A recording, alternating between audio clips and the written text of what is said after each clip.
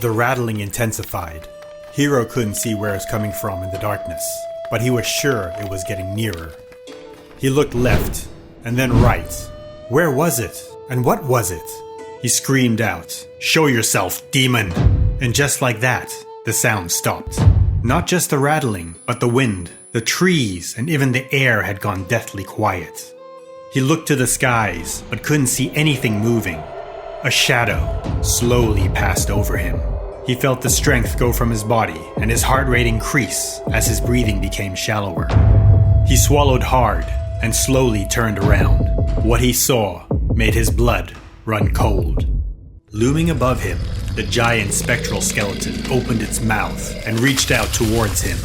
He screamed in horror and harnessed what energy was left in his legs. He dashed from the bench and sprinted for his motorcycle.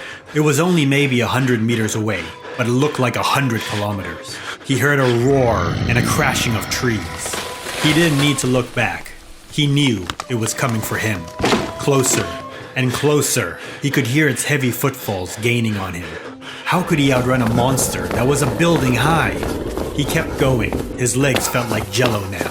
Almost there. A few more seconds and he'd be on his bike and racing away from it.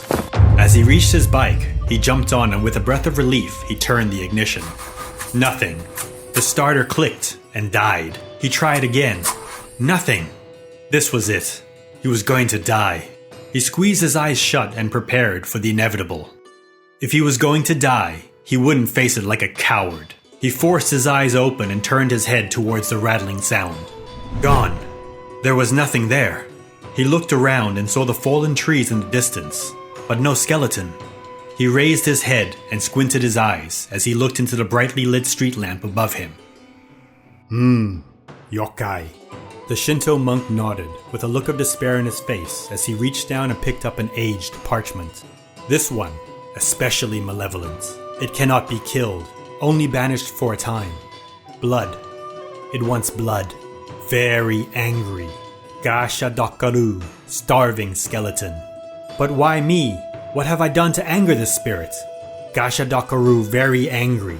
Pain spirits. They hate all living humans. Their anger takes millennia to dissipate. Perhaps you were at the wrong place at the wrong time. Or what? I'm not sure, but I've heard tales of revenge. After all, the first Gashadakaru was conjured to avenge the death of a father, the sorceress Takeyashi Hime. Taira no Masakado, a renowned samurai, had been attacked by his cousins due to a marriage disagreement. Avenging this attack, Masakado had retaliated against one of his cousins, resulting in the death of one of his uncles. Another cousin of Masakado challenged him to a duel and lost. That same cousin then formed an alliance with another relative and waged war on Masakado. Even though vastly outnumbered, Masakado won the day. In 939 AD, Masakado led a revolt against the central government and conquered surrounding areas, culminating in his being named New Emperor. The government in Kyoto responded with placing a price on his head. Shortly after, another of his cousins captured him and decapitated him, presenting his head in Kyoto. Masakado's daughter, Takeyashi Hime, was angered by the disrespect her father had been shown. She was a dark and powerful sorceress and conjured the first Gashadakaru from the bodies of the men of her father's last battle. The Gashadakaru attacked Kyoto until Masakado's head was returned to Shibasaki, a fishing village that would later become Tokyo. So you're telling me this yokai wants revenge on me? No, I didn't say that. I only said it's possible. Can you think of anyone, alive or passed to the spirit world, that would want to harm you? I have no enemies. I have no one. My wife died during childbirth, and my daughter was lost to me 3 months ago in the tsunami. Nobody cares for me. Nobody hates me. Reika had been only 8 years old when she had been lost to him. The unfortunate incident had happened on a cold afternoon, with almost no forewarning. He had grieved, screamed to the heavens, and even contemplated ending it all. They had recovered her body weeks later, along with hundreds of other poor souls lost and returned by the sea. The effects of the water and sea life had left little to identify her by. The authorities had informed him if this was the case, they would need to try other methods to identify the body. Did she have dental records? No. Her teeth had been perfect, just like the rest of her. The police nodded with their heads down and instructed him to not concern himself with that now. They had other ways to confirm the body. As Hiro looked down upon the body, he saw a deep scar on the left leg, on the shin. He fell to his knees and cried. The police looked down in confusion and tried to comfort him. As he touched the scar, he looked up at them and said, "It's my Rika. It's my little girl."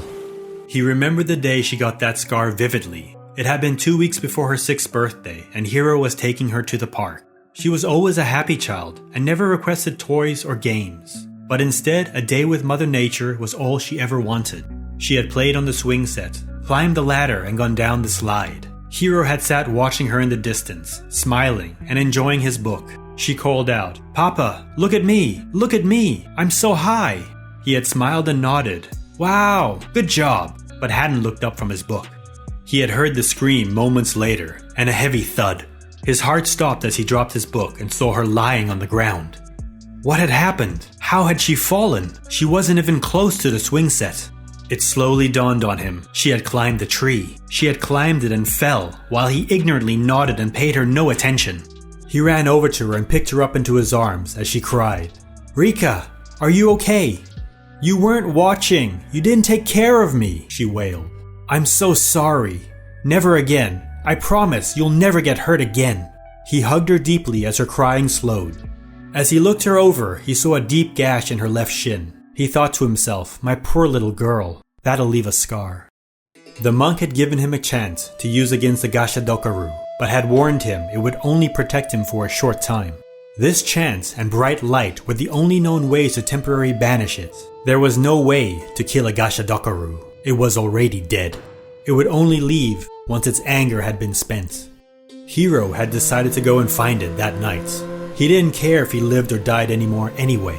He could be with Rika once again. He sat on the bench and waited. Time passed slowly, but still nothing happened. At around 3 a.m., he started to feel his eyes get heavy. That's when he heard it, that slow rattle. It was here. His time had come. "Rika, I'll be with you soon." He stood up defiantly. "Yes, you will have your meal tonight, yokai, but I won't scream and I won't run. You won't have the satisfaction of my fear." As his eyes focused on the giant skeletal creature before him, he felt the air go from his lungs. No, this isn't what he wanted. This isn't what Rika would have wanted. But it was too late. He fumbled in his pockets for the chant the monk had given him, but it was no use. He could barely feel anything anymore. Would his luck hold out a second time? He had to try. He didn't want to die.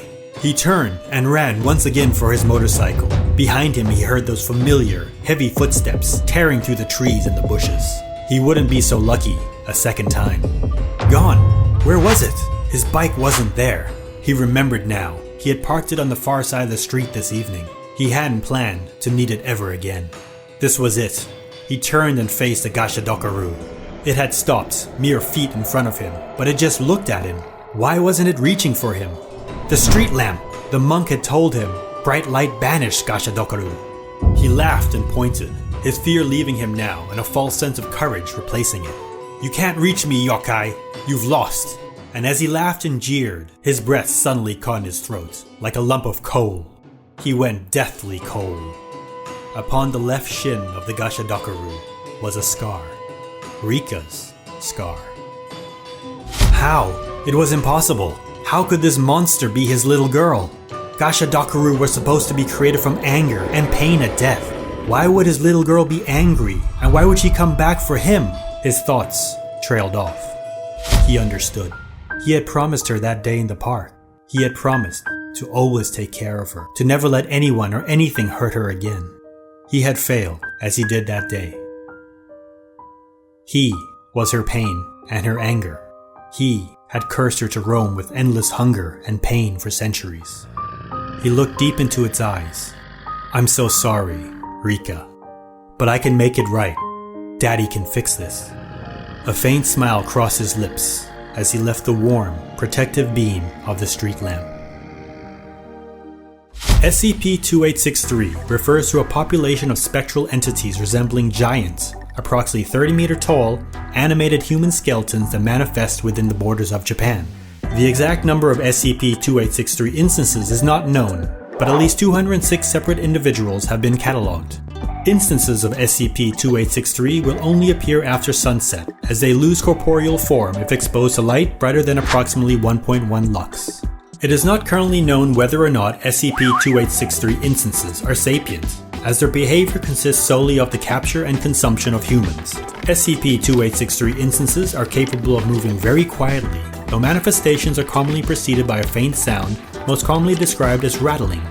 Due to their silence, size, and proclivity for very dark areas, SCP-2863 can easily and quickly catch humans on foot.